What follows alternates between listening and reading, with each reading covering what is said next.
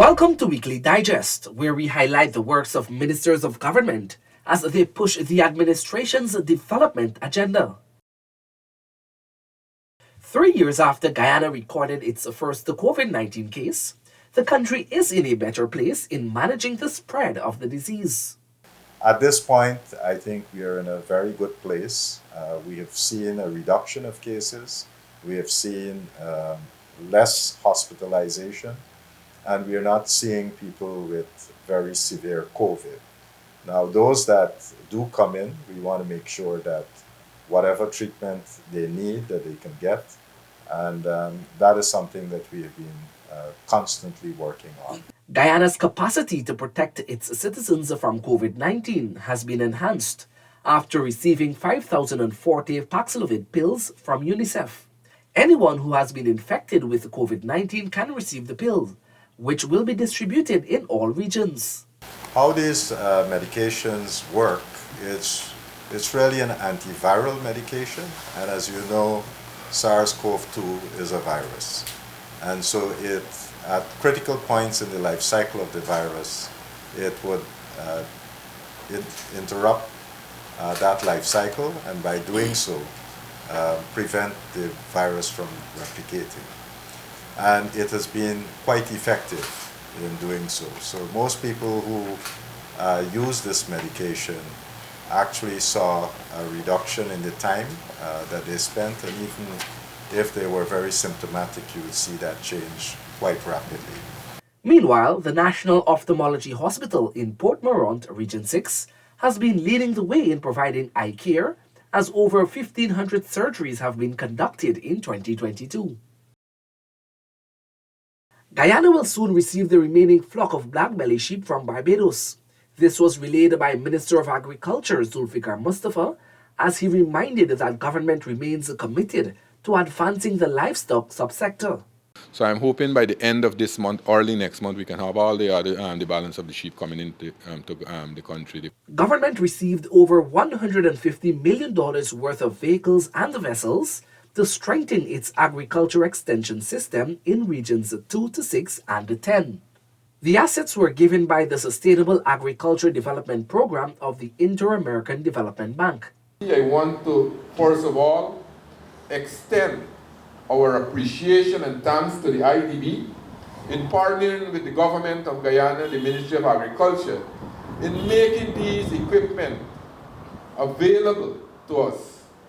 Because when the agriculture sector, when we are seeing these kinds of expanding and improvement in the agriculture sector, then our responsibilities become more and more serious. We have to take it. And that is why our extension officers have a critical role to play. To advance infrastructural works in the agriculture sector, $1.8 billion in contracts were signed. As we are improving the D&I aspect, the drainage and irrigation aspect, the flood risk management aspect of our country, we are seeing more and more development, especially in the agriculture sector. Will aid us in the East Coast. Guyana is set to become a central hub in the Caribbean and South America with government investments. Public Works Minister Bishop Juan Edgell made these statements at the launch of a CS World Cargo, a supply chain and a logistics company. We might not believe it now, but that doesn't mean it wouldn't happen. It's happening before our very eyes. We have to build out the physical infrastructure to facilitate that. But we also have to be able to build out the technological and other infrastructure to support that, and supply chain management and logistics are very, very, very important. Ministers of Public Works Bishop Juan Edgell and Deodat Indar on Wednesday engaged the contractors of various ongoing infrastructural projects in Region 3. During the meeting, the ministers mandated timely completion of these projects. Also, construction works on the $413 million Leg 1 Stelling are well underway. It's a marked improvement of what was happening here. So basically, we have started to see light at the end of the tunnel. As promised, the first batch of 52 persons received the vouchers to start their home construction under the Cement and Steel Subsidy Initiative. This was done when the Central Housing and Planning Authority conducted an outreach in Anna Regina, Region 2. Those constructing homes worth $6 million or less are receiving 1 sling of cement and the required steel for the foundation, while those spending between $6 million to $25 million are receiving 2 slings of cement. The Monrepo Primary School Library has been commissioned and will also be serving the entire community. Education Minister Priya Manikchand said the facility will inspire learning among all age groups. It's a very simple ceremony to do something that is very meaningful here and I want to go way past the Monrepo Primary School and say in the Monrepo community, because for me, this must be a service open even as we protect the school and its environs to the entire community. The Board of Industrial Training, BIT, continues to empower Guyanese by providing skills training programs countrywide. Hundreds of persons have graduated over the past week with various technical skills.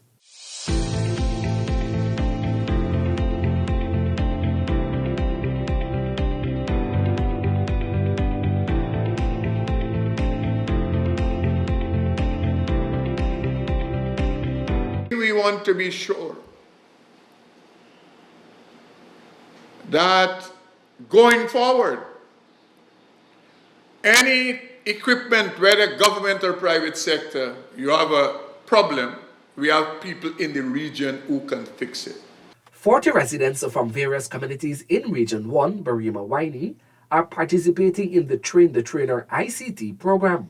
That all the opportunities that exist on the coast and in Region 4,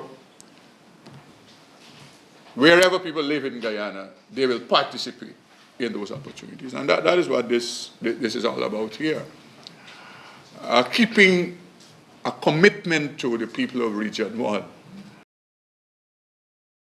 The Guyana Prison Service will continue the Fresh Start initiative that will see inmates being supported to reintegrate into society. We have to go through issues of giving second chances in the prison system, which is why we're talking about putting in a new school at Lusignan.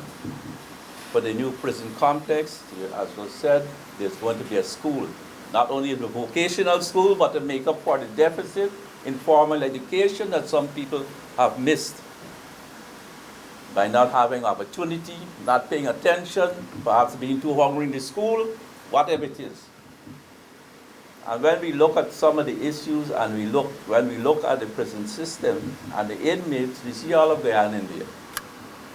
We see each and every one of us in there. Meanwhile, the new Guyana Fire Service headquarters is being checked for possible defects as the facility nears completion. Inspection, they've given the key and the engineers will walk through the building now that they have the keys. And any defects which they will resolve one way or the other will be identified and dealt with.